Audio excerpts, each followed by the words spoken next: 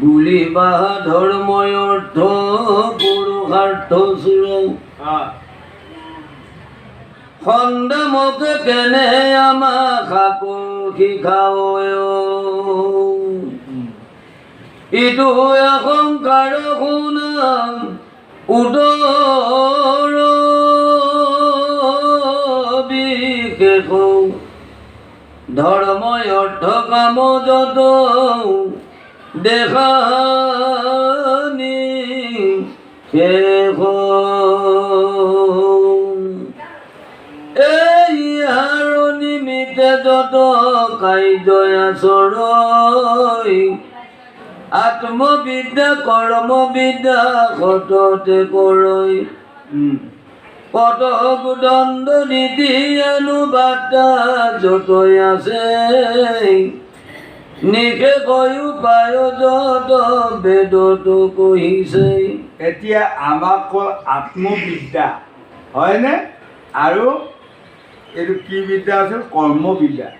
কৰ্মবিদ্যা মানে কোন মোৰ মানুহগৰাকীক এবাৰ পূজাত কাপোৰ এযোৰ দিবাই লাগিব দে নিদিলে মানুহগৰাকী নামানে হয় যত্ন কৰি আছোঁ এতিয়াৰ পৰা এইটো কৰ্মবিদ্যা। মোৰ ল'ৰাটোৱে জোতা এযোৰ বিচাৰিছে জোতাযোৰ যদি এইবাৰ বিহু উৰুকাৰ দিনা নিদিওঁ সি কান্দি মৰিব নহয় গতিকে জোতা এযোৰ যোগাৰ কৰিব লাগিব এইটো কৰ্মবিদ্যা কৰি আত্মবিদ্যা আত্মাটোক কেনেকৈ গতি দিম। আজি যে আপোনালোকে আহি এই সময় যে ভাগৱত শুনিছে গোসাঁনীসকল গোসাঁইসকলে এয়া আপোনালোকে আত্মবিদ্যা কৰি দিব। গতিকে আপোনালোকে চাব এই জীৱনটো এটা বছৰৰ পৰা উত্তৰটো উলিয়াই লওকচোন। আজি ভাগৱতে আমাক বুজাই দিছে 365 দিনে এবছৰ হয়। এই 365 দিনৰ ভিতৰত এই বছৰটো আজিলৈ আপোনালোকে হিচাপ কৰক 365 দিনৰ ভিতৰত হৰিনাম শুনিলে কেইদিন আত্মবিদ্যা আৰু কৰ্মবিদ্যা কথা বতৰা কেইদিন স্বামীৰ লগত কেইদিন আলোচনা পুত্ৰ যি লগত কিমান আলোচনা হৰিনামক কিমান আলোচনা আপোনালোকে হিচাপটো উলিয়াই পেলাই আপোনালোকে ওজনটো লওক যোগ কৰক।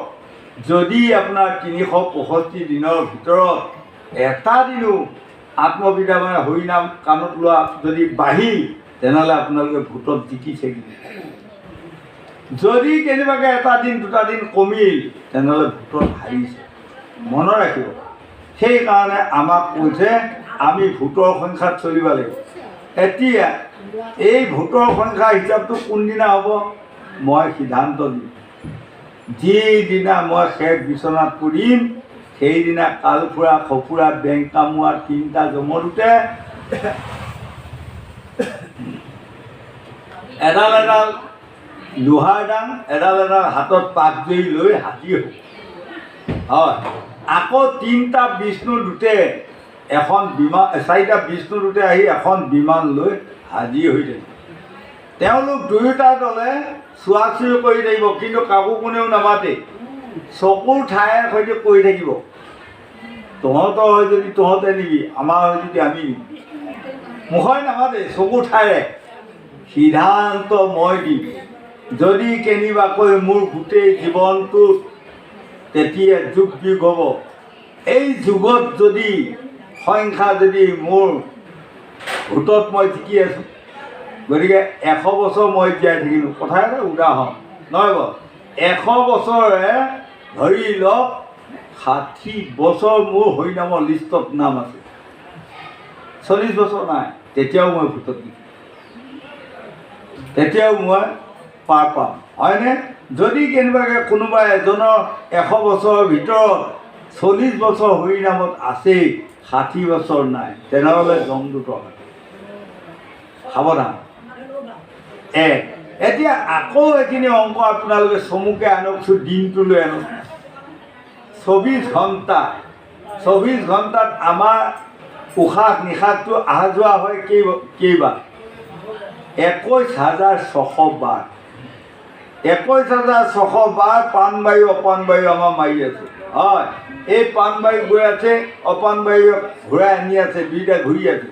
আমি টোপনি গ'লেও সিহঁতে বেচেৰা টোপনি নাযায় সিহঁতে কেৱল ডিউটি পূৰা ডিউটি কৰি এই 21,600 বাৰত আপুনি নাম ল'লে কেইবাৰ এতিয়া সেইটো হিচাপ উলিয়াওক আজিৰ পৰা আপোনালোকে এইবোৰ হিচাপ ল'ব তেনেহ'লে আপোনালোকে নিশ্চয় পৰীক্ষাত উত্তীৰ্ণ হ'ব বা ইলেকশ্যন ভোটত জিকিব হয়নে বাৰু 21,600 ভিতৰত যদি আমি 2-4বাৰ যদি নাম পঠিয়াই থকা যায় তেনেহ'লে আমি অচিৰে ভোটত জিকিব পাৰিম কাৰণ দিনটোত 24 ঘণ্টা দিনে ৰাতিৰ ভিতৰত 24 ঘণ্টাৰ ভিতৰত 21,600 বাৰ 21,600 বাৰ লগত যদি 600 বাৰটো বাদ দিয়া 21,000টো বাদ দিয়া হয়নে 21 বাৰ যদি আমি ঈশ্বৰৰ নাম লওঁ তেতিয়াও এদিন ইলেকশ্যনত জিকিম আৰু যদি কেনেবা 21,600 বাৰৰ ভিতৰত এবাৰো নহ'ল তেনেহ'লে আমি জিকিব নোৱাৰিম আজি দৈত্য শিশুসকলক পলাদে কোৱা মানে আমাকহে বুজাই আছে গোবিন্দ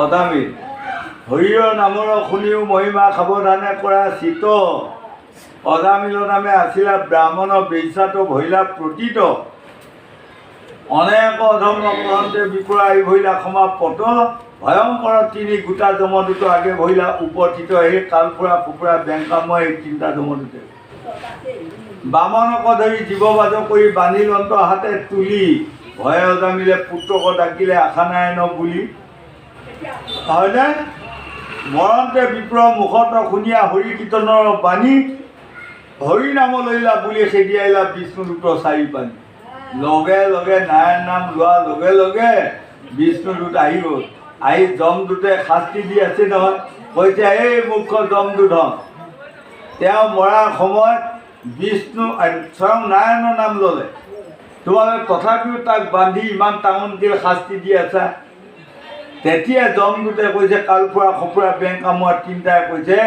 ই আচল নামটো লোৱা নাই নহয় নকল নামটোহে লৈছে হয়নে কাৰণ ঈশ্বৰৰ নাম নাৰায়ণ নামটো লোৱা নাই পুতেকৰ নাম নাৰায়ণৰ নামটো লৈছে তেওঁ সৰু পুতেকটোৰ নাম নাৰায়ণ হয় গতিকে ইয়াক এৰি দিয়া নহয় 7 কুণ্ড নৰকত ইয়াক যান্ত্ৰণা দিবই ই কোটি কোটি মানে পাতকি তেতিয়া বিষ্ণুদূতে কৈছে মূৰ্খ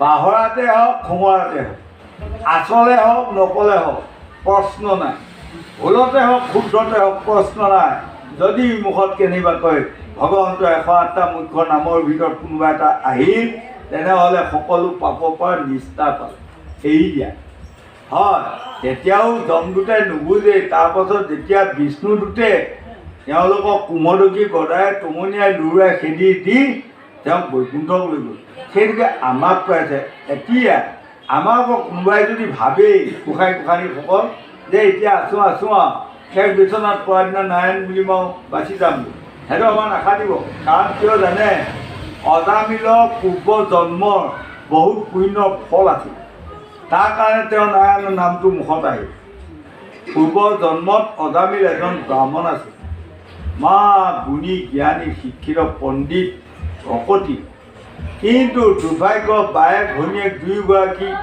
বিয়া কৰিছিল তেওঁৰ বায়েকগৰাকী বা তেওঁৰ প্ৰথম পত্নীগৰাকী বৰ সতী দ্বিতীয় গৰাকী মহা মানে চালাক চতু কেনেকৈ বায়েকক ডাঙৰগৰাকী বিপদত পেলাম তাকে চাই আছে হয়নে কিন্তু এই বামুণৰ লক্ষ লক্ষ পুণ্য হৈ আছিল তেনেকুৱাত এদিন যেতিয়া দহোটা তামোল পাণৰ সৈতে তেওঁ যেতিয়া দশইন্দ্ৰ পূজা পাতিছিল সেই সময়ত এটা টোপোলাত সেই 10টা শৰাই খলিতা মানে সকলো আছে 10টা তামোল পাণ আছে কিন্তু সৰুগৰাকী ঘৈণীয়েকে ডাঙৰগৰাকীক বিপদত পেলাবৰ কাৰণে সতী নিছে হয় এই 9টা তামোল পাণ লুকুৱাই থৈ দিল এতিয়া আপোনালোকৰ পিনে আছেনে নাই শাস্ত্ৰই কৈছে সতী নিজৰ জ্বালা ভয়ংকৰ যদি মাতে ভালো মাতে তবু তাতে ফেৰ পাতে দিনে ৰাতি কন্দলপা হয়নে যাৰ গৃহত দুগৰাকী পত্নী যাৰ গৃহত 3গৰাকী পত্নী তাৰ গৃহত কাজিয়া আকাল নাই মাজে মাজে চলিয়ে থাকিব এই তেতিয়া ব্ৰাহ্মণে তেওঁৰ পত্নীক ঈশ্বৰ সেৱা কৰাৰ সময়ত যেতিয়া টাউনখন নাপায় অভিশাপ দিলে তুমি মোক যেতিয়া হৰি সেৱাত গণ্ডগোল লগালা তোমাক অভিশাপ দিলোঁ অহা জন্মত তুমি বেইচা হৈ যাবা তেতিয়া তেওঁৰ পত্নীগৰাকীয়ে ক'লে মই যদি সতী আছোঁ তেনেহ'লে মোক ময়ো অভিশাপ দিলোঁ মই মিছা কথাত যেতিয়া সাপ পালোঁ তোমাকো অভিশাপ দিলোঁ পৰজন্মত তুমিও বেইচা হ'বা হয় হয় দুইটাই ভিতৰত সাপাসাপি হ'ল তাৰপিছত মৰিল গ'ল ঢুকাল পাছত জন্মত আহি অজামিল নামে জন্ম ল'ল বামনৰ ঘৰ তেওঁলোকৰ মাক বাপেক দুটা আৰক্ষী লাহেকৈ ল'ৰা পোৱালিটো ডেকা হৈছে পিতৃ মাতৃয়ে তাক বিয়া কৰি দিব ইতিমধ্যে সি নৰৈ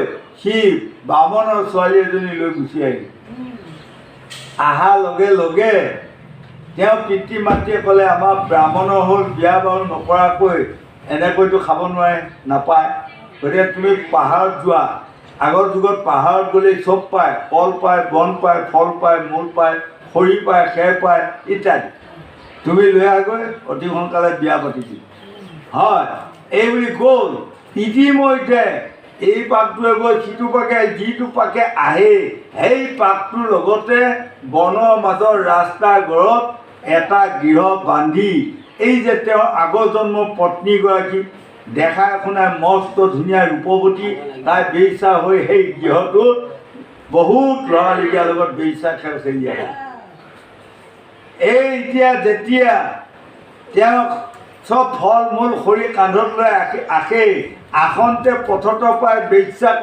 সংগত পায় বেশ্যা সংগে মনক মহিলা এইবিলাকৰ পিতা মাতা ত্যাগিল নিজ ভাৰ্যা বেশ্যা সংগে বসতি কৰিলা আৰু তেওঁ পিতৃ মাতৃক পাহৰি আৰু যে তেওঁ কালি পৰহি ছোৱালী এজনী আনি থৈছিল তাকো পাহৰি সেই বেইচাজনীৰ লগত ৰৈ গ'ল এইপিনে পিতৃ মাতৃ ঘৈণীয়ে কি হ'ল আৰু নাপালে এইগৰাকীৰ লগত বসবাস কৰি থাকোঁতে এইগৰাকীৰ শেষত 10টা ল'ৰা হ'ল এই শেষৰ ল'ৰাটোৰ নাম নাৰায়ণ হয়নে গতিকে আগৰ জন্ম বহু পুণ্যৰ ফলত তেওঁ মৃত হোৱাৰ সময়ত নাৰায়ণ নাম আহিল সেইটোকে আমি যদি গপচত থাকোঁ আমাৰ নহ'ব আমি এতিয়া কোৱা অভ্যাস কৰাটো মানে পৰম কৰ্তব্য গোবিন্দ হয়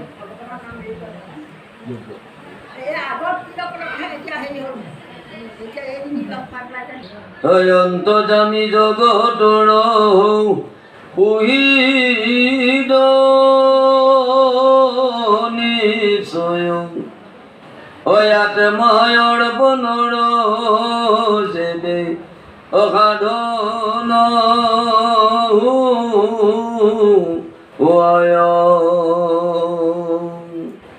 সমহ কৰে যত মানুহ সবে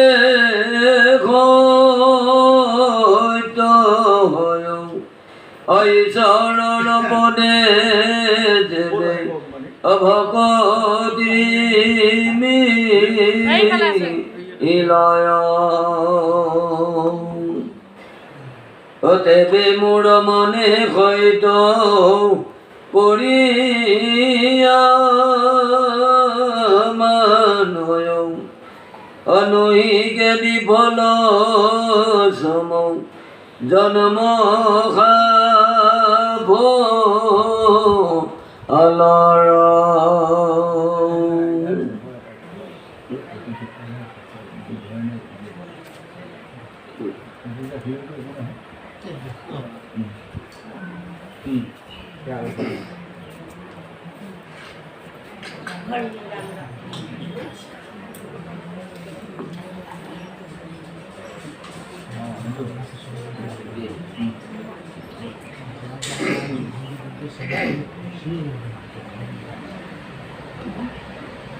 আৰ আমি জয় খৰৈ খদৈত শ্ৰী শুদ্ধয়াদি যত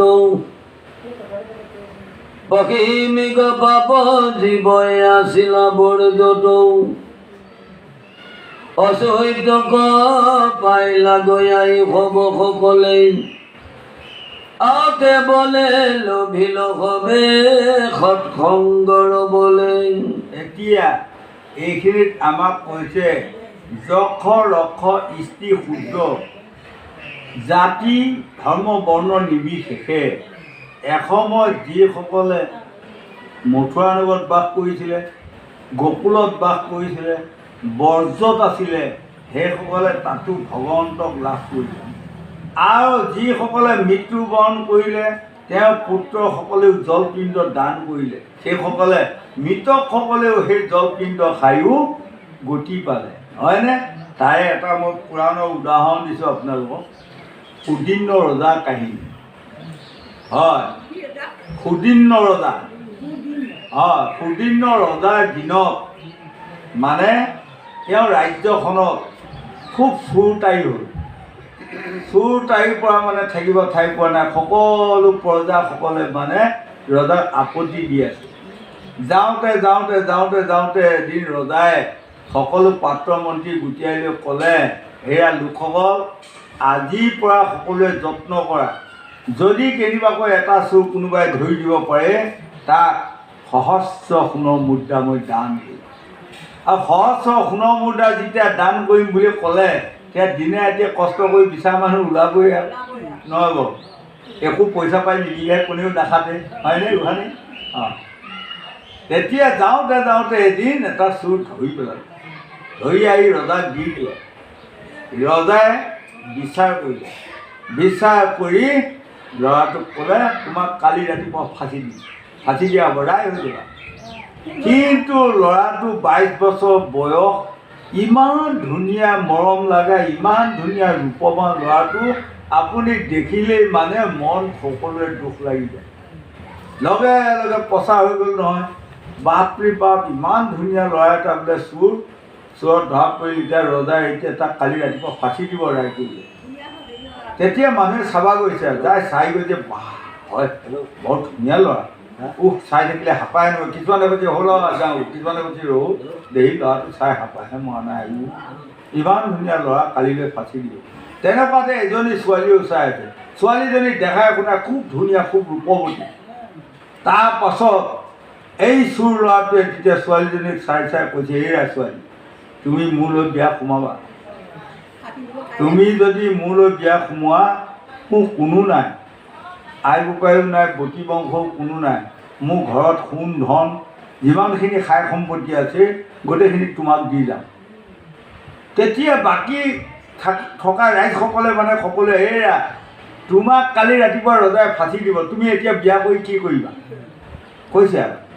তেতিয়া ল'ৰাটোৱে কৈছে, বা মই জীৱনত ইমান ধুনীয়া সুন্দৰী ছোৱালী দেখাই নাই জীৱন, গতিকে পতা 1 মিনিটৰ 1 ছেকেণ্ডৰ কাৰণে এই বিয়া পাতি থৈ যাব পৰা হৈও মোৰ দেহাটোৱে শান্তি পালে। আৰু এতিয়া মই জানো মানুহ লোকসকলৰ 3টা কৰ্ম, জন্ম, বিবাহ, মৃত্যু। এই 3টা কৰ্মৰ যদি কোনোবাই এটা কৰ্ম কৰি থৈ নাযায়, তেওঁৰ আত্মা অধোগতি যায়, মই শুনি আছোঁ। গতিকে মোৰ জন্ম হ'ল আৰু কালিলৈ ৰাতিপুৱা ৰজাই ফাঁচি দিব, মৃত্যু হ'ব, 2টা কাম হ'ল, কিন্তু বিবাহ কামটো ৰৈ গ'ল। ল'ৰাটোৱে কৈছে, গতিকে সেয়া ছোৱালী, তুমি যদি বিয়া সোমোৱা, মৰিলেও মই শান্তি পাম, ধুনীয়া ছোৱালী এজনী চালা বিয়া কৰিছিলোঁ, বিয়া কৰিছিলোঁ, মনত পৰি থাকিব তোমাক সপোনে সচিলে আত্মাই।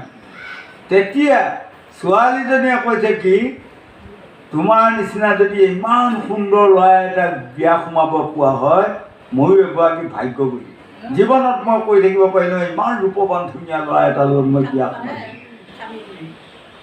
তেনেকুৱাতে ৰজা আহি পোৱা হ'ল।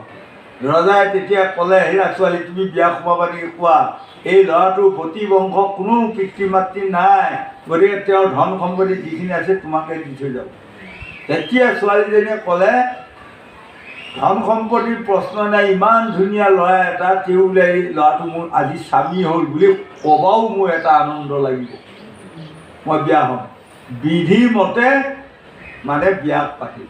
বিয়া পাতি লগতে এই ল'ৰাটোৰ সাই সম্পত্তিখিনি ছোৱালীজনীক দিলে, ভাড়া কৰি চব গুচি গ'ল। এদিনা ৰাতিপুৱা হোৱাৰ লগে লগে ল'ৰাটোক ফাঁচি দিলেই নহয়। ফাঁচি দিয়াৰ লগে লগে হাজাৰ বিজা মানুহেতো চাবাই আহিছিল, ল'ৰাটো বৰ ধুনীয়া সুন্দৰ ল'ৰা, ফাঁচি দিব বুলি। এই বিয়াজনীও আহি গৈছে, আহি মানে দুখুৱে কান্দিছে আৰু পতা। খালি 1 ছেকেণ্ডৰ কাৰণে চবেই বিয়া পাতি দিলে, সিন্দুৰ পিন্ধিলোঁ, এতিয়া আকৌ সিন্দুৰ নিচিবাই হ'ল। ভাগ্যই জানে আৰু কি হ'ল মোৰ, এই বুলি থাকিল। থকা কিছুদিনৰ পাছত ছোৱালীজনী দেখাই শুনাই সুন্দৰ বেলেগ এটা ল'ৰাই তেওঁক বিয়া কৰিলে। বিয়া কৰোৱাৰ লগে লগে তেওঁ ল'ৰা এটি জন্ম হ'ল। ল'ৰাটো খোজকাঢ়িব পাৰলৈ থাকিলে, তাৰপৰা তাৰ ধন সম্পত্তি ঢুকুৱাই সি তাৰপৰা পলাই গুচি গ'ল। তেতিয়া সেই মানুহগৰাকীয়ে বোৱাৰী হ'ল আৰু বোৱাৰীগৰাকীয়ে কেঁচুৱা ল'ৰাটো লৈ খুজি মাৰি মানে ভিক্ষা কৰি ভাত খাই ফুৰা যাওঁতে ল'ৰাটো 6-7 বছৰ হৈ গ'ল। তেতিয়া এদিন ভিক্ষা কৰিব গৈ আছে, যাওঁতে দূৰৰ পৰা দেখিছে এটা তিনিআলিত বহুত মানুহে মানে ভিৰ ধৰি আছে। তেতিয়া ছোৱালীজনীয়ে এই পুতেকক লগত লৈ যায়, চাইগৈ এই যে পাছত তেওঁ বিয়া কৰিছিল ল'ৰাটো মৰি আছে, তাৰমানে কোনোবাই চাগে মাৰিলে। তেতিয়া মানে ছোৱালীজনীয়ে দুগুৰি ইনাই পিনাই কান্দিছে, এটা চোৰক নিমিষ পোৱাৰ কাৰণে মই বিধৱা হ'লোঁ। তাৰ পাছত দিনাখন সিন্দুৰ মুচাই বিয়া সোমালোঁ, তাৰ পাছত দিনা সিন্দুৰ মুচি বিধৱা হ'লোঁ। আকৌ এই ল'ৰাটোক মই বিয়া সোমালোঁ, ই আকৌ এৰি থৈ গুচি আহিল, এয়া বিধৱা হ'ল। আজি আকৌ পাইছোঁ আহি মৃত্যু হৈ আছে, গতিকে আজিৰ পৰা সেইটো আকৌ মুচিলোঁ মৰা বিধৱা। মোৰ ভাগ্যত এয়াই আছিল নেকি বুলি বেছি বুকত বুকে কান্দিছে। উপায় নাই, হয়। কান্দি থকা সময়ত ৰজাই আহি পোৱা হ'ল। ৰজাই আহি পায় গোটেইখিনি কথা বুজি ৰজাই ক'লে আজিৰ পৰা মোৰ পুত্ৰ পুত্ৰী নাই, সেই ৰজাটোৰ ল'ৰা ছোৱালী নাই, আজিৰ পৰা তুমিয়ে পুত্ৰ তুমিয়ে পুত্ৰী, ব'লা মই লৈ যাম, তোমালোকক পোহপাল কৰিম। এই বুলি গৈ তেওঁলোকক পোহপাল কৰি আছে। কৰি যাওঁতে ল'ৰাটো 20 বছৰ 22 বছৰ হৈ গ'ল, ধুনীয়া ল'ৰা হৈ গ'ল, হয়নে? হয়। আৰু সি এই ৰজাৰ দৰে মানে ঘোঁৰা চলাই ফুৰিব পৰা হৈ গ'ল আৰু। তাৰ পাছত এদিন ৰজাই পাত্ৰ মন্ত্ৰী সকলোকে গোটিয়াই লৈ চপাই লৈ সভা সমিতি পাতি ক'লে, মোৰতো পুত্ৰ পুত্ৰী নাই, আপোনালোকে চবেই জানে, গতিকে এই ল'ৰাটো মোৰ তুলনীয়া পুত্ৰ, আজিৰ পৰা ইয়াক মই ৰজা পাতিলোঁ। এই বুলি তাৰ ৰজা মানে ৰাজবহুত পিন্ধাই ৰাজ আসনত বহুৱাই ইপিনে বুঢ়া ৰজা মৃত্যু হ'ল। মৃত্যু হোৱাৰ লগে লগে তুলনীয়া পুত্ৰ হিচাপে তেওঁ সকলো সৎকাৰ কাম বন কৰি মানে শেষ কৰিলে, কৰি মানে শেষত জলপিণ্ড দান কৰিলে। জলপিণ্ড দান কৰাৰ লগে লগে জলপিণ্ড গুচি গৈছে ওপৰলৈ। এই ৰজাই মানে মোৰ তুলনীয়া পুত্ৰই ইয়াক পিণ্ড দিছে বুলি ক'লে মানে হাত পাতি দিছে আৰু। হয়। আকৌ ইপিনে এই যে যিটো ল'ৰা, এতিয়া ল'ৰাটোৰ বাপেকটো যে মৰিলে, সি কৈছে মোৰ এইটো পুত্ৰই মানে জলপিণ্ড দিছে, মই পাম বুলি তেওঁ হাত মেলি দিছে।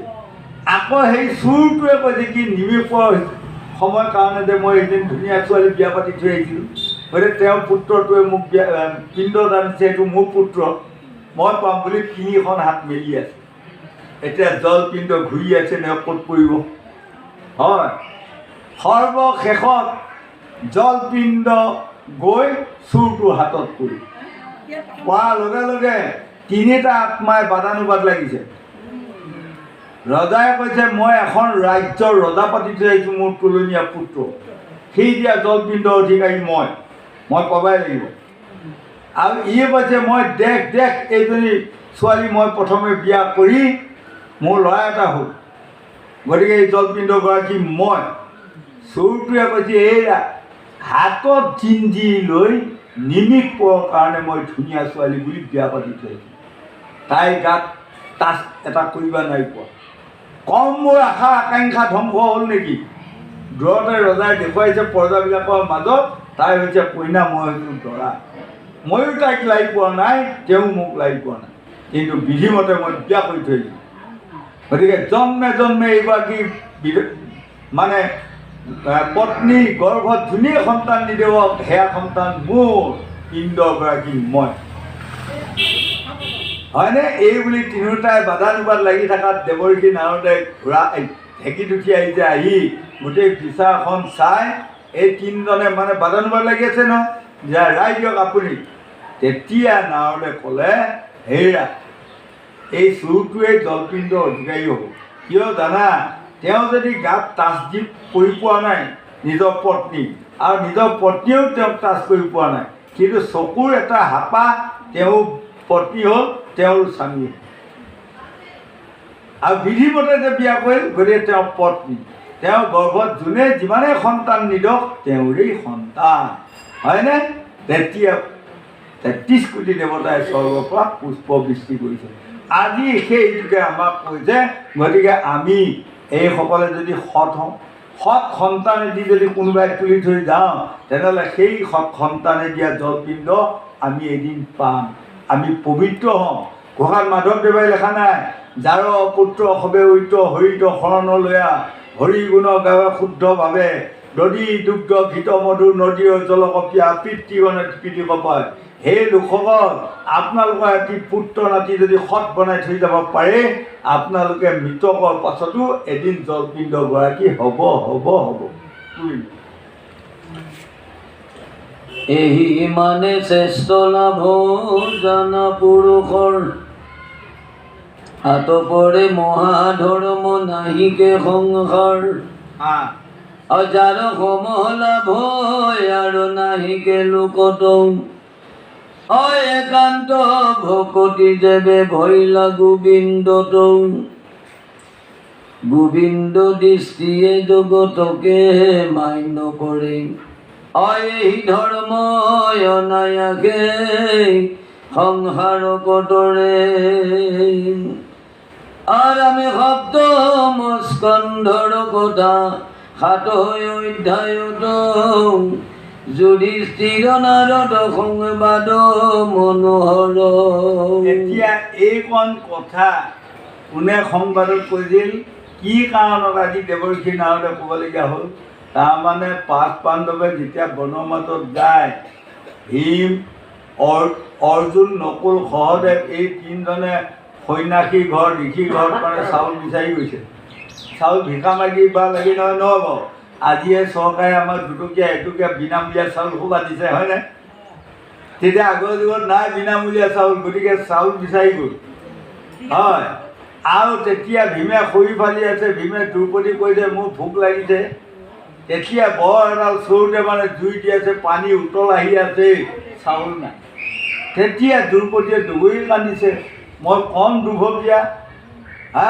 আজি ভীম স্বামীয়ে মোৰ ভাত বিচাৰি আছে ৰাজা যুধিষ্ঠিৰে ৰাতিপুৱা উঠাৰ পৰা একো এডাল খোৱা নাই ভোকত আছে কৈছে কিন্তু মই আজি জুই দি আছোঁ পানী উতল হৈ আহি আছে তাত দিবা একো নাই মই মৰাই ভাল প্ৰভু এই বুলি কান্দি থাকোঁতে এসময়ত যায় দেৱৰ্ষি নাৱত ওলাই গৈছে এয়া তোমালোকৰ কি দুখ হৈছে ৰাজা যুধিষ্ঠিৰ দ্ৰৌপদী মই কাহিনী এটা কওঁ শুনা সত্য যুগৰ কাহিনী প্ৰহ্লাদে দৈত্য শিশুসকলক কোৱা কাহিনী এটা কওঁ বুলি এই কাহিনীটো কৰিলে এই কাহিনীটোকে প্ৰভু কৃষ্ণ বৈকুণ্ঠত যোৱাৰ সময়ত উদ্ধৱক ক'লে আৰু এই কাহিনীটোকে মৈত্ৰেয়ী মুনি আশ্ৰমত মৈত্ৰেয়ী মুনিয়ে বিদুৰক ক'লে আৰু এইখন কাহিনীকে আজি গংগাৰ পাৰত শুকদেৱে পৰিচিত কৰিলে হয় আৰু সেইখন কাহিনীকে যেনিবা আজি আমি ৰন্থলীত আহি এইখন কাহিনী কৈ আছোঁ যাতে ইয়াৰ দ্বাৰা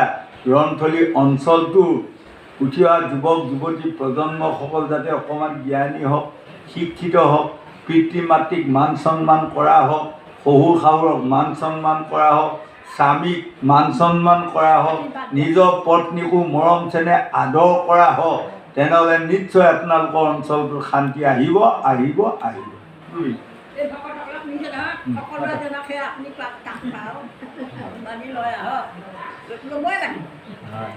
আমি প্ৰহ্লাদ উপদেশ এহি মানে গৈল অশুনিও কপাছে আৰু যেন কথা ভৈল শুনা সামাজিক জন ঈশ্বৰৰ কথা অমহন্তৰ মুখে শুনা ভাগৱত কথা এতিয়া এইখিনিতে এই আখ্যানটো এৰিছে এয়া মানে ৰৈ আছে আৰু এতিয়া এইখন আইধাৰ শেষৰ ফালে উপদেশমূলক বাণী এইখন আমি খুব শুনা দৰকাৰ উপদেশমূলক বাণীত মানে আমাক উপদেশ দিছে হয় আমি কি ধৰণে সতী সন্তান তুলিব লাগে আমি কি ধৰণে সতী সন্তানক ডাঙৰ মানুহ বনাব লাগে শিক্ষিত বনাব লাগে সেইকাৰণে সিদিনা কেইগৰাকীমান 10-12 গৰাকীমান হ'ব মানে ডেকা বিয়া সোমোৱা বোৱাৰীসকলে আহি মোক সেৱা কৰিছে, আশীৰ্বাদ বিচাৰিছে। মই আশীৰ্বাদ দিছোঁ গোসাঁনীহঁতৰ মনৰ বাঞ্ছা পূৰ্ণ হওক আৰু পুত্ৰ পুত্ৰী স্বামী হওক কেৰসেন্দু অক্ষয় হওক সৌভাগ্যৱতী হওক বুলি আশীৰ্বাদ দি আকৌ কৈছোঁ আপোনালোকৰ ল'ৰা ছোৱালী দ্বিতীয়টি বোধ হয় গোসাঁনীহঁতৰ হৈছে নহয়, বোলে হৈছে। আৰু সেইসকলক পঢ়াই শুনাই ডাঙৰ মানুহ কৰিম বুলি ওলাইছে নহয়, বোলে হয় ওলাইছে। কিন্তু তাৰ লগতে মই অকণমান সহযোগ কৰি দিওঁ, মই পৰামৰ্শ এটা আগবঢ়াই দিছোঁ। যাৰ ছোৱালী পঢ়াই আছে সেইজনীক পাৰিলে মূলা গাভৰু, কনকলতা, জয়মতী, ভদ্ৰাৱতী, লীলাৱতী, সাবিত্ৰী এনেকুৱা এগৰাকী কইনা বনাবও যত্ন কৰক, হয়নে? আৰু যাৰ ল'ৰাকেইটা আপোনালোকে পঢ়াই শুনাই ডাঙৰ মানুহ কৰিব ওলাইছে আপোনালোকে যাতে পলাশ, ধ্ৰুৱ, হয়, স্বামী বিবেকানন্দ, কৃষ্ণকান্ত সন্দিকৈ, জ্যোতিপ্ৰসাদ আগৰৱালা, হয়নে, লক্ষীনাথ বেজবৰুৱা এনেকুৱাও যাতে আপোনালোকে ল'ৰা কেইটামান তোলক। তেনেহ'লে এই দেশখন পবিত্ৰ হ'ব। আৰু আমি অদমে যিমান চিঞৰি ফুৰিছোঁ দিন ৰাত মাত কেতিয়াবা নোলোৱা হৈ গৈছে নহয় বাৰু, গৰম পানী খাই কৈ আছে। এইবোৰ চিঞৰ বাখৰ কামত আহিব। এতিয়া আজি যিবোৰ আপোনালোকৰ ঠাইত মই ব্যাখ্যা কৰা হ'ল বা পঢ়া হ'ল পাঠকে, এইবোৰ আমি ইউটিউবত দিওঁ। আপোনালোকে কালিলৈ গধূলি ঘৰে ঘৰে মোবাইলত ইউটিউবত আঙুলি মাৰি পাব, হয়। আৰু আঙুলি মাৰি পোৱাৰ লগে লগে যদি এই অঞ্চলটোৰ বোৱাৰীসকলে যদি আজিৰ পৰা এই কথাখিনি শুনি যদি শহু শাহুক বৰ সন্মান কৰা হয় তেনেহ'লে ময়ো কৃতজ্ঞ। মোৰ বাক্যটো ৰাখি কোনোবা এটা ল'ৰাই যদি পিতৃ মাতৃক স্বৰ্গৰ দেৱ দেৱতাৰ দৰে মানা হ'ল তেনেহ'লে ময়ো শান্তি পালোঁ, হয়নে? হয়। তেনেকৈ মই আজি চাৰা বেলাটো বকা বা কথা কোৱা যিমান পৰিশ্ৰম কৰিলোঁ এই পৰিশ্ৰমখিনি কামত লাগিব। আৰু যিসকল সেৱকীয়ে আজি আমাক আনি এই মহান ভাগৱত পাতিলে সেইসকলো নিশ্চয় কামত আহিব, হয়। আৰু যদি কোনেও নামানিলে, নুশুনিলে, নকৰিলে তেনেহ'লে আমাৰো এনেই যাব, আপোনালোকেও লছ খাব, হয়। কাৰণ এবাৰে সৌভাগ্যৱতী হ'ব নিবিচাৰিব, জন্মে জন্মে আমি সৌভাগ্যৱতী হওঁ। কাৰণ এটা জন্মত নিজৰ শহুৰ শাহুৰক যদি খুব লালন পালন কৰি লাষ্ট টাইমত শৌচ পেচাব ধুৱাই এগৰাকী বোৱাৰীয়ে শিপুৰি লৈ পঠিয়াব পাৰে, শাহুৱেক আৰু শহুৱেকৰ মিলাই 18টা জন্ম সৌভাগ্যৱতী হ'ব পাৰে। 18টা জন্ম সৌভাগ্যৱতী মানে কি জানে গোসাঁনীসকল? তাৰমানে যিদিনাৰ পৰা জন্ম লোৱাৰ পৰা পিতৃ মাতৃ আদৰত ডাঙৰ হ'লে তাৰপাছত স্বামী ঘৰত যোৱাৰ লগে লগে কোনোদিনে স্বামীৰ পৰা এশ বেয়া মাত শুনা নাই।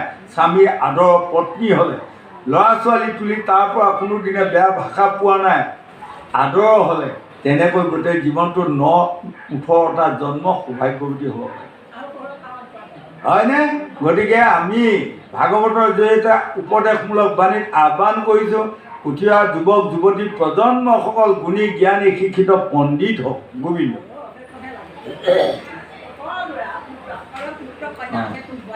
অকলে ভুজংগৰ হাততে বেখেৰাইবা বৈকুণ্ঠপুৰী দেৱে মহাসুখে পাইবা। কৃষ্ণ নাম বিনা নাহি সংসাৰ তৰণ হেন জানে কৃষ্ণ পাৱে পকিলো শৰণ। হে কৃষ্ণ প্ৰাণ প্ৰভু মই দুৰাহ কি নিশ্চিতে কি পামুক কৰা কি পাম। আমাক কৈ যে হে প্ৰভু লোকসকল গোসাঁই গোসাঁনীসকল খাওঁতে শুওঁতে উঠোঁতে বহোঁতে আপোনালোকে এবাৰ কৃষ্ণক কওক, হে আপুনি কৃপাময় অকণমান কৃপা এটা মোক কৰকচোন। আপুনি অকণমান কিবা এটা কৰিলেই এইখন সংসাৰত মই মায়াটো পৰিচালনা কৰিব সুবিধা পাম। যিদিনা কৃষ্ণই মোৰ প্ৰতি মৰম চকুৰে অকণমান কৃপা কৰিব সেইদিনাই মই এই অহংকাৰ, অভিমান, অসূয়া, দম্ভ, বাহাদুৰি, টেম্পাৰ সকলোবোৰ মই পৰিহাৰ লাহে লাহে কৰিব পাৰিম। গতিকে আমি ভগৱন্তৰ অকণমান কৃপা বিচাৰিব লাগিব, হয়নে? সেইকাৰণে আমাক সেৱা কৰিলে কিছুমানে গায়েচোন, কৃপাৰ সাগৰৰ দৈৱকী নন্দন পুৰীও মনৰ কাম, ভকতৰ সংগ সদা নুগুচুক মুখে তোৱা গুণৰ নাম। যদি জন্মে জন্মে মনুষ্য জন্ম লৈ আপোনালোকৰ নিচিনা কিছুমান গুণী জ্ঞানী পণ্ডিত ভকতৰ পাও ধৰি মাথা লোৱা সুবিধা পাওঁ, তাকে আৰু মোক কি লাগে? আচলতে সেইটোৱে, হয়নে? গতিকে ভগৱান মাধৱদেৱে লিখিছে নহয়, কিমতে ভকতি কৰিব তোমাক হৰিয়ে, মই মোৰ সমতি নাজানো তাৰ উপায় ৰাম ৰাম। মহাবল অন্ত দুৰ্বাসনা ঘূৰ হৰিয়ে, আমাৰ মনকতে জীয়া দুৱে নযায় ৰাম ৰাম। হে প্ৰভু, মহান বলিষ্ঠ দুৰ্বাসনাটো মোৰ হৃদয়ত আছে, অহংকাৰ কাম ক্ৰোধ লোভ মোৰ। এইকেইটা যদি আপুনি অকণমান পৰিহাৰ কৰিলে, তোমাৰ মায়াই মন মোহি আছে হৰিয়ে, অজ্ঞান অন্ধাৰে পৰিয়া পাৰ নপাওঁ ৰাম ৰাম। অভয় চৰণে শৰণ পখিলো হৰিয়ে, তোৱা গুণ নাম ভকতি প্ৰতিপ চাওঁ ৰাম ৰাম। ভকতি মিনতি প্ৰণতি নজানো হৰিয়ে, মোত পৰে জ্ঞান শূন্য হীনমতি নাই ৰাম ৰাম। মই জ্ঞান শূন্য হ'লো। জ্ঞান শূন্য মানে কি জানে? ভাল জ্ঞান মোৰ নাইকিয়া হ'ল। কাৰ কাৰণে নাইকিয়া হ'ল জানে? মায়াত পৰি, হয়নে? মায়াৰ ৰচনাত পৰি ধন ধান পুত্ৰ ভাৰ্যাকে অগ্ৰাধিকাৰ দিলোঁ, কিন্তু মানে মই অকণো ভগৱন্তক মানে সুমন কৰা কথাটো পাহৰি।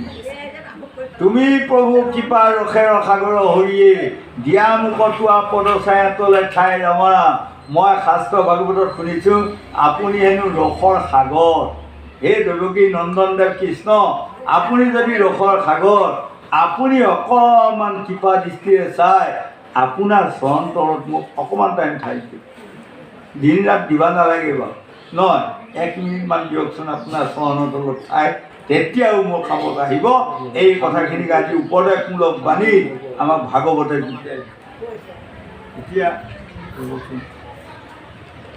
এতিয়া এই আইধাটো আৰু আছে 10 মিনিটমান 15 মিনিটমান সময় আইধা পৰিব, ইমানতে ৰাখিব নেকি গোসাঁইসকল গোসাঁনীসকল?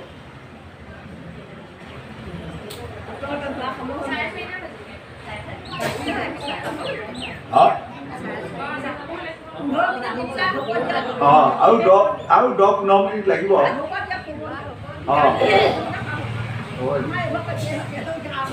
চাৰিটা 35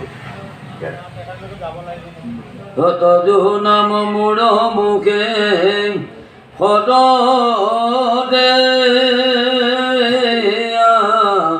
হয়, অজানো দেৱে মোক দয়া আছে দয়া ময়। হে দেৱকী নন্দনদেৱ কৃষ্ণ, আপুনি যদি মোক অকণমান কৃপা কৰি মোৰ জিভাখনত কৃষ্ণ নাম অকণমান আনে, আপুনি যদি কৃপা কৰি মোৰ কাণখনে ক'ৰবাত কৃষ্ণ নাম শুনাৰ লগে লগে যাতে মই কাণ পাতি দিব পাৰোঁ, এইখন যদি আপুনি কৃপা কৰে, ক'ৰবাত ভকত কেইজনমান দেখাৰ লগে লগে যাতে তেওঁলোকৰ চৰণকেইখন মই চকুৰে চোৱা অকণমান যদি আপুনি কৃপা কৰে, এইকণ কৃপা কৰিলে ইহকালে পৰকালে মই আপোনাৰ চৰণৰ ঋণী হৈ ৰ'ম। এই ভাষী আমাক বুজাই শুনিব। নমো নমো কৃষ্ণ প্ৰাণ বান্ধৱ মুৰাৰী, অদুষ্ট ভয়ংকাৰী যোগ বদ্ধ ত্ৰিপুৰাৰী। এই ভাগে কৈছে, তুমিয়েই ব্ৰহ্মা, তুমিয়েই বিষ্ণু, তুমিয়েই স্বয়ং নাৰায়ণ। বিষ্ণু হৃদয়ং শিৱ, শিৱ হৃদয়ং বিষ্ণু, হয়নে?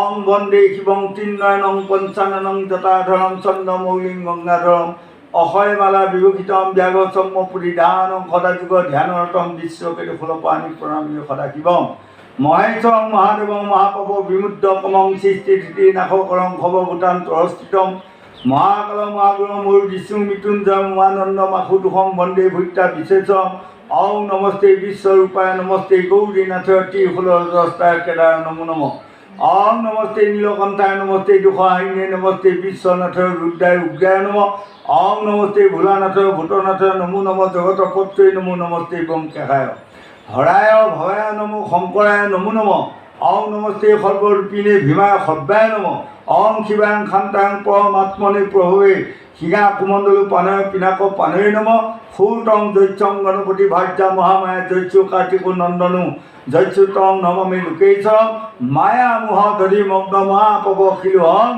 তাইমাং ত্ৰিনেত্ৰধাৰী সৰ্বে ভৈত্যামুখয়। হে দেৱকী নন্দনদেৱ কৃষ্ণ, আপোনাক শিৱ বুলি পেলাই যদি কোনোবাই দৰ্শন লয় আপুনি শিৱ হৈ দেখুৱায়। আৰু কোনোবাই যদি মোহন মাংসি লোৱা কৃষ্ণ বুলি যদি অন্তৰ ধ্যান কৰে আপুনি কৃষ্ণৰূপে দেখা দিয়ে। কোনোবাই যদি বটু বামুণ বুলি সেৱা লয় তেনেহ'লে বটু বামুণৰ ৰূপে দেখা দিয়ে। আৰু কোনোবাই যদি ৰাম ৰাম ৰাম ৰাম নাৰায়ণ নাম লয় তেনেহ'লে আপুনি ৰামৰ ৰূপে দেখা দিয়ে। আপোনাৰ 24টা অৱতাৰ। এই 24টা অৱতাৰ কেৱল মোৰ কাৰণেই নহয়, উৰণ বুৰণ গজন ভৱন চাৰিমুঠি জীৱ ৰক্ষণা বেক্ষণা সকলোৱে। গতিকে আপুনি কোনটো ৰূপে পায় মোক অকণমান কৃপা কৰক, মোৰ হৃদয়ত অকণমান আপুনি বিৰাজমান হওক, জন্মে জন্মে যাতে মই সাধুগুৰু বৈষ্ণৱৰ সংগত ঠাই পাওঁ। এই ফাঁকিটোৱে আমাক এনেধৰণৰ এটা প্ৰাৰ্থনা তুতি ভগৱানৰ ওচৰত বিচাৰটো আমাক বুজাই দিছে। গোবিন্দ পীতাম্বৰধাৰী ঘৌ বকে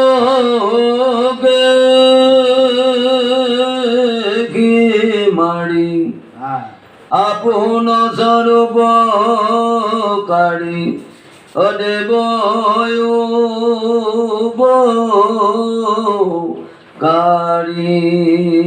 আপুনি কৃষ্ণ অৱতাৰ ল'লে, লৈ কেৱল নিজৰ উপকাৰৰ কথা চিন্তা নকৰিলে, পৰক উপকাৰ কৰোঁতে গোটেই জীৱনটো খেলিলে।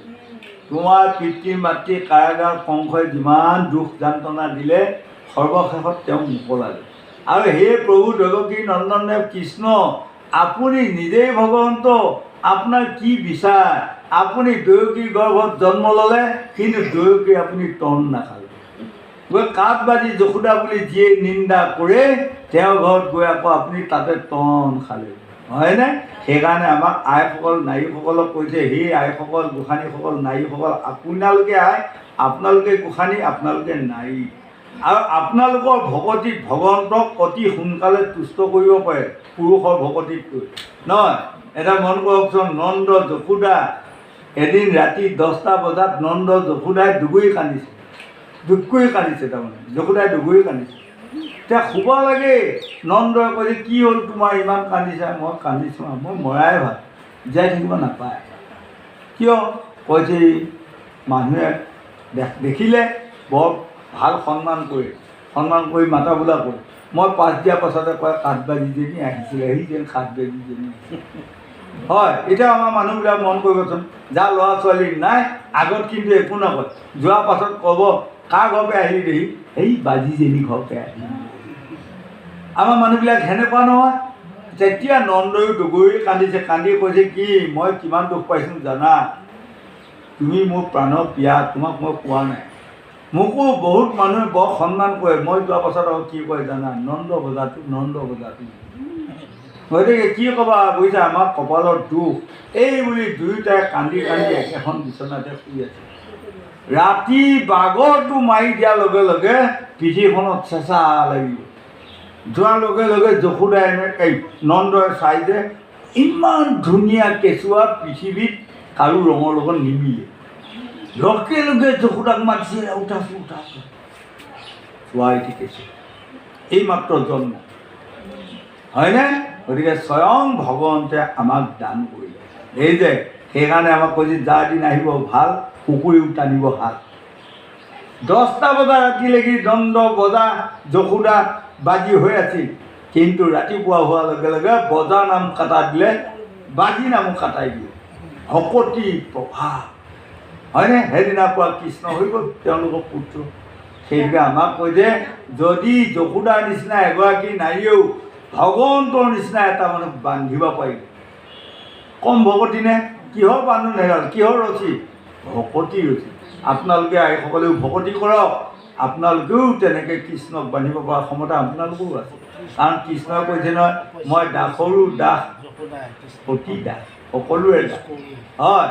গতিকে মাত্ৰ আমি ভকতি কৰিব লাগিব। ভক্তি তত্ত্ব, ভক্তি ধৰ্ম, ভক্তি জানা খাৰ, ভক্তি বিনে নৰলোকৰ নাহিকে নিষ্ঠাৰ, স্বধৰ্ম পৰিত্যাজ্যম পৰধৰ্ম ভয়াৱহম। আমি 1 নম্বৰতে ভকতি কৰাটো প্ৰয়োজন। গোবিন্দ গোবিন্দ হেন কিবা কৃষ্ণ পদে লৈ শৰণ নিশ্চয় অকিনিচিতে গোমুখ কিবা কৰা কিবা ময় নিত নিজন শুদ্ধ জগত ৰঞ্জন হেন কৃষ্ণ চৰণত আমোৰ এতিয়া আমাক কৈছে এইকাৰণে আউলিলে বৰ গছত আউলিবা। আমাৰ মানুহবিলাকে গাঁৱলীয়াত কয় নহয়, যদি আউলিবা বিচাৰা ডাঙৰ গছত আউলিবা। এনেকৈ আউলিdar লগে লগে বল দিয়া গছ নাভাগে। যদি এনেকুৱা সৰু গছত আউলি দিয়া, বল দিয়াৰ লগে লগে গছডাল ভাগাৰ লগে লগে এইপিনে হান খুঁটে খাই মৰিবা। গতিকে কি গছত আউলি দিব লাগে আমাক ক'লে, অং শান্তাকাৰং ভুজংগ শয়ানং পদ্মনাভং সুৰেশং বিশ্বধাৰং গগন সদৃশং মেঘবৰ্ণং শুভাগমং লক্ষ্মীকান্ত কমল নয়ন যোগী বিধ্যান গম্যং বন্দে বিষ্ণু ভৱৰং সবলকৈকনাথম। এইটো সংস্কৃত বিষ্ণু পুৰাণৰ স্বৰূপ। আৰু ইয়াকে গোসান মাধৱদেৱে আনি অসমীয়াত ভাঙনি কৰি লিখিছে, গোবিন্দ গোবিন্দ গোবিন্দ গোবিন্দ গোবিন্দ ৰাম মোৰ ৰাৰী, অনন্ত কোটি ব্ৰহ্মাণ্ড হৰি অধিকাৰী। গোবিন্দ ৰাম মোৰ ৰাৰী, মুকুন্দ ৰাম মোৰ ৰাৰী, ভকতি লোচন দুখ বিমোচন ভকতৰ ভয় হাৰি। হয়নে? আমাক ভকতি দিয়াগৰাকী ভগৱন্ত কৃষ্ণ, আমাক সুখ দিয়াগৰাকী তেওঁ, শান্তি দিয়াগৰাকী তেওঁ, এই পৃথিৱীখনত আনন্দ দিয়াগৰাকীও তেওঁৱে। গতিকে তেওঁ যেতিয়া আমাৰ প্ৰতি সন্তুষ্ট হ'ব, এইখন পৃথিৱীত আমাৰ ক'তো অশান্তি আহিব নোৱাৰে। ভাগৱতে আমাক সিদ্ধান্ত দিলে। বাৰু যাই হওক, এতিয়া এই দুভাগীৰ পাছতে ভাগৱত সামৰণি মাৰি, সেই গোসাঁইসকল গোসাঁনীসকল, আজি আমি দুখিত আৰু এটা মনত আনন্দিত। হয়নে? ইমান জেগা ঘূৰি ফুৰিছোঁ, কিন্তু আপোনালোকে এই অঞ্চলিক গাঁওখনত ভাগৱত গাব আহি পোৱা নাই। গতিকে আজি আহি আপোনালোকক পাই, যদিও মানুহ কম হৈছে, আজি পৰহিদিনা বহুত মানুহৰ মাজত আমি গাইছোঁ, আজি যদিও অলপ মানুহ কমো তাতকৈ, কিন্তু মই বৰ শান্তি আনন্দ এটা পাইছোঁ। কাৰণ কিয়নো আপোনালোকৰ এইখিনিত অহা নাই। হয়নে? গতিকে বাৰু যাই হওক, ইমান সময় আপোনাসকলৰ মাজত এই মহান ভাগৱতৰ দুআষি ব্যাখ্যা কৰিলোঁ। তেনে ক্ষমতা আমাৰ নাই, ব্যাখ্যা ইমান নাজানো। হয়নে? মহাকবি গোবিন্দ মিশ্ৰই গীতাত লিখিছে, কিঞ্চিত জানয় মাত্ৰ কৃষ্ণ ধনঞ্জয়, জাগৰ বল্ক ব্যাস আৰু শোক মহাশয়। হয়নে? এইসকলেও কিঞ্চিত জানে, কিন্তু তাত মহাকবি গোবিন্দ মিশ্ৰই মৰিগাঁৱৰ ভোলাৰাম দাসেও অলপমান জানে বুলি তাতো লেখা নাই, নহয় বাৰু? আৰু এই আমাৰ এইখন গাঁৱৰ মানুহ আমুকাই জানা বুলিও লেখা নাই। গতিকে তথাপি আমি যিমান পাৰোঁ আপোনাসকলৰ মাজত দুআষি ক'লোঁ। ইয়াতে হয়তো অনেক আগ পিছ দুখ ভুল অপৰাধ হ'ব পাৰে। লক্ষ কোটি দুখ ভুল অপৰাধ মৰিক্ষণ কৰি জন্মে জন্মে আপোনালোকৰ সবাতিৰে পাৰ ধৰি মাথাত দিয়ক বুলি মই সকলোৰে চৰণত প্ৰণিপাত জনাই আজিলৈ ব্যাখ্যা সামৰণি মাৰিলোঁ। গোবিন্দ।